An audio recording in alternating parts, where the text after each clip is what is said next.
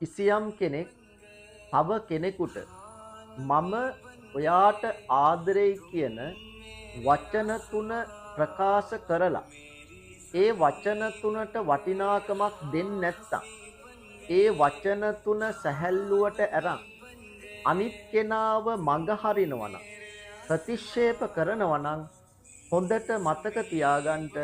එයා කරගන්නෙම බරපතලම පාප කර්මයක්.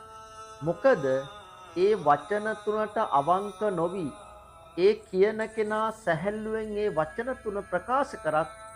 ඒ වචන තුන අහන කෙනා ඒ වචන තුන කියන්නෙම එයාගේ ජීවිතේම වෙන නිසා. මොකද එයා ජීවත් වන්නෙම ඊට පස්සේ ඒ වචන තුන විශ්වාස කරලා හැමදාටම මේ වචන තුන එයා ආරක්ෂා කරයි කියන හැඟීමක් එක්ක කිසියම් කෙනෙක් එහෙම දෙයක් ප්‍රකාශ කරලා හදිස්සියේ මඟ හරිනවා නම් කුමක් හෝ හේතුවක් අල්ලාගෙන ප්‍රතික්ෂේප කරනවා නම්